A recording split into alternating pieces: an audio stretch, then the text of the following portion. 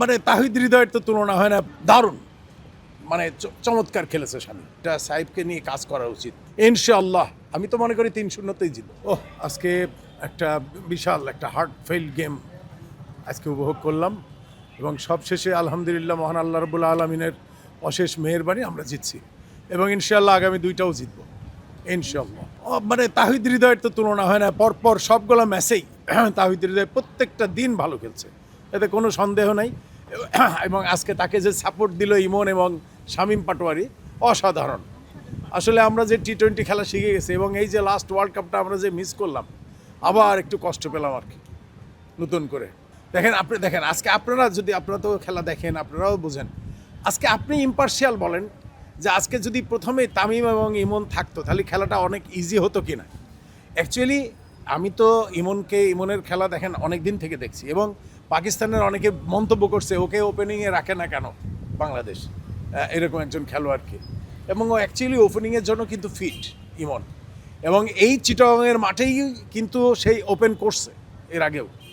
যাই হোক, এটা হাইবুল বাসার সুমনরা ওরা অনেক ভালো বুঝেন, তারা যেভাবে সিদ্ধান্ত নিয়েছেন এটাকে অনার করি। আজকের ক্রেডিট তো ম্যান অফ দ্য ম্যাচ তাহিদ হৃদয় অবশ্যই, আর তারপরে তাকে যে ইমন এবং শামীম পাটোয়ারি যে সাপোর্টটা দিয়েছে, অসাধারণ, দারুণ, মানে চমৎকার খেলেছে শামীম। নিঃসন্দেহে সে তাহিদ হৃদয়কে যেভাবে সহযোগিতা করা উচিত সেইভাবেই করা হয়েছে। দেখেন এখানে একটা আপনাদের মাধ্যমে একটু বলে রাখি, এই যে শামীম পাটোয়ারি, তাই না, নাসুম, তারপরে আমাদের মাহদি, এদেরকে তারা অবশ্যই টি-20 প্লেয়ার হিসেবে মানে একদম সিল মেরে দিয়েছে। এরা কোনোদিন ওডিআইতে আসতে পারবে না। আমার কাছে এই জিনিসটা ভালো লাগে না আর কি।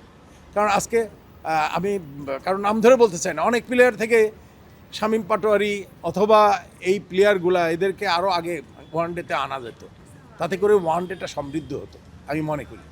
আমাদের ওয়ানডেতে মাঝখানে কিন্তু সমস্যা হচ্ছে, তাহিদ হৃদয়কে হেল্প করার মতো প্লেয়ার নেই।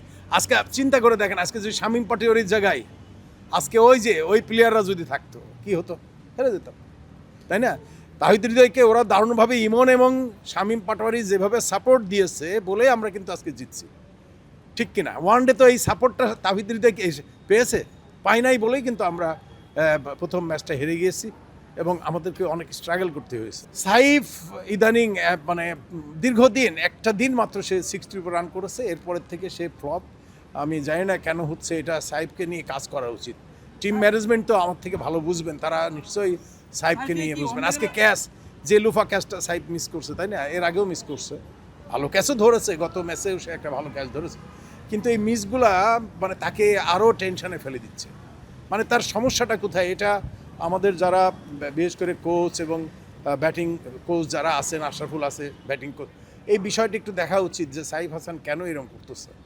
এখন সাইফ ওয়ানডেতে তো অবশ্যই ওয়ানডেতে সাইফকে খেলানো হবেই, কারণ ওপেনিংয়ে তো আপনি ইমনকে তারা ওপেনিং করাচ্ছে না, কাজে সাইফকে ছাড়া তো আর কেউ নেই ওপেন করার মতো। ইনশাআল্লাহ আমি তো মনে করি 3-0তেই জিতব, কারণ আজকে 182 রান যে অবস্থায় বাংলাদেশ চেস করেছে, সেখানে বাংলাদেশ ইনশাআল্লাহ 200 রানও চেস করতে পারবে আমি আশা করি। ইনশাআল্লাহ আমি মনে করি যে হোয়াইট হাউস হবে, আমার ধারণা এটা।